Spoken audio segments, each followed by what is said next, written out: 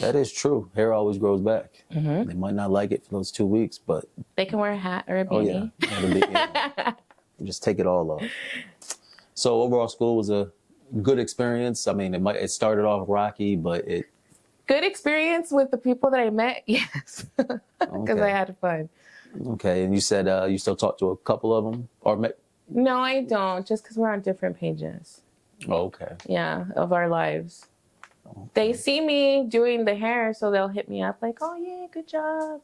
But about talking, like, "Hey, what's up, girl?" No. Okay. So now that you moved past school, state board. Mm-hmm. So how was your state board experience? Oh man. Did they prepare you for that in school? Did you feel confident? Miss D was on me for that. So even after I graduated school, she would tell me, "You're coming Saturdays until your test date." And sure enough, I was there every Saturday. I think I even went extra time because I told myself I needed to pass. I needed to pass and I needed to graduate. Mm-hmm. And a lot of people had little faith in me in passing because I was in that crowd. So I was like, I got to bust my butt. I got to bust my butt. But I'll never forget, it was May 20th, 2010, my first test date for Cosmo. Oh, I didn't stop crying. We had the practical. Now they don't have the practical anymore. First thing, I took my mom, which I was glad, but she was making me laugh a lot. So I was like, girl, stop. Because, you can't talk to your models. Mm. And the first thing that I do, I open my kit and I drop my manicure ball. And I'm like, why? And I'm like freaking out. And I'm like, girl, just disinfect everything. Go wash your hands, clean your stuff, da-da-da-da. So I was already behind. And I caught up. I was the only one that finished with 5 minutes remaining. No one else finished. I don't know how I did that. Then they gave us an hour or 2 hour break so we can get ready for our written test. Oh, I cried. I was in the parking lot crying. I'm going to fail. I'm going to fail. I call my dad. I'm going to fail. Why are you telling yourself that? You haven't even gone. Like, stop. And I'm like, I don't want to do this. I don't want to do this. And sure enough, I took the test. And then I got a test on electricity. Like the electrical currents. Okay. You really don't go through that chapter. How I passed my test, I don't know. God was with me that day. And sure enough, they're calling your name. My last name's with an O. So I'm like, hurry up, hurry up. And then they call me and I'm like, oh, thank God. Yeah, for the first one. And then the second one for my barbering was a piece of cake. Even though I was so nervous for nothing, I finished my test in like 25 minutes. I don't know how either. But I passed with an 80, which I was so happy about. So you guys did the practical, right? For barbering, no, because they took that out just this year, I think. No, I don't know if they took it out 2022 or 2023, that they lowered the hours too, from 15 to 1,000. Yeah, some states I know are made that shift. I think one of ours is one of them. So I didn't have to take a practical. Thank God. I would have failed with the shaving, I think. Oh, the parts, I never knew you had grids on the face. Yeah. Oh my God. I'm like, you're just shaving. You don't go, like, I don't know. It's just weird. Like, why even have that? Why stress us out? Yeah. That's true. That's true. So you felt ecstatic relief once you passed. Oh my God, yes. Did you celebrate? Did I celebrate? I think, no, yeah, we went to lunch. I just went to lunch with my mom and my sisters this last time because I was still in the middle of everything with here, of getting ready.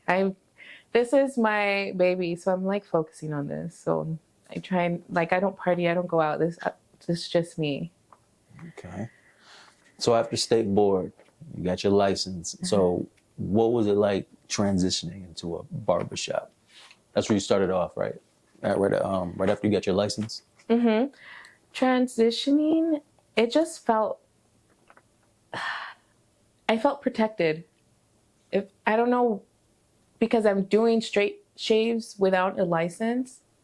So I just felt relieved. Like, I can't get in trouble no more.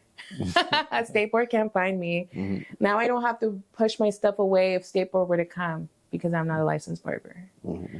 So now it's just a sense of like peace and calming because I don't have to worry about state board on that sense. It was like a sense of accomplishment. Oh, 100%. Because, I mean, I didn't necessarily go to school for barbering. Mm-hmm. So the fact that I went and I took my test and I passed it, yeah, I did this as a day-to-day basis, but I didn't do it on the school basis. And it's two different things. So yeah, I felt extremely accomplished. So what was it like setting up for your first haircut in your new shop? Well, first, why did you choose the shop that you chose as your first barbershop? Honestly, because I was really trying to leave supercuts. Okay. I found my first barbershop on Craigslist. Craigslist. Yeah. Okay. So I didn't even know this was for real. I was like, I just need to leave supercuts because supercuts was too into micromanagement. Okay. And you couldn't, and I was so eager to learn how to use the lever on that machine. And we were not allowed to use a regular clipper. We were only allowed to use Osters. And that's a machine, like an animal machine that you can use. It's you can cut a lot and fast with it. Mm-hmm. And I guess it doesn't overheat like most clippers do. Mm-hmm. But that was always overheating. But yeah, no, I decided to leave because it was just too, you can't do this, you can't do that. And you're in an industry where everything's open, you know? Uh-huh. So yeah, I chose my first one through Craigslist and I met the owner and I was like, okay, this is for real. Like, it's no Craigslist killer or nothing. And I was just so shocked because, you know, I'm a female, so I was very scared. And the guy was very nice. He was happy that I came from Supercuts, which I was like, why? And he's like, because you guys know how to cut fast, and you guys know what you're doing. I'm like, I don't know, but okay. And he gave me a shot. Oh. Uh-huh. And how long were you at that shop for? I was there, I want to say 2018. I was there for like 10 or 11 months. Okay, 10 or 11 months. Yeah. And then after that, it was... I went to my Nina's son's shop in Covina. Okay. Mm-hmm. So what was your first experience cutting hair in the first shop you were at? Oh, I was so nervous. Mm-hmm. I was so nervous because I'm at a shop now. Like, this isn't school. This isn't Supercuts. This is like the real deal. Like, I'm in a big kids playground. Mm-hmm. And then two, I don't know what I was doing. Like, to be honest, like, oh my God, your fades were perfect. Hell no, they weren't. And so I was so nervous because there was females at that shop too. And I would see their cuts and I'm like, I want to cut like that. I want to cut like that. So it was very nerve-wracking. The first haircut, what was it, fade? No, I'll remember. It was a low fade. Oh my God, and I hated low fades. Like, I hated low fades because my fades always went up. So my fades, whenever anybody's like, oh yeah, can I get a mid fade? They'd be a high fade. So all my fades were like low because I always pushed them up. So I was very nervous on that haircut. And he had thick hair too, and dark. Okay. So, you know, when it's thick and dark, you got to be careful on how you fade because you're going to be able to see those lines if you don't take them out. Did you tell him, or did he know that was your first haircut? No. You were his first client ever? No. Oh, you should have told him. He was already nervous to be sitting with me, so I didn't want to make it worse for him. Because I was already like, oh my goodness, God, please don't let me mess up his hair. This is my first day on the job. Like, I don't know what I'm going to do if I get fired. I didn't, because I had left doing makeup to pursue barbering. So what's your approach to a haircut?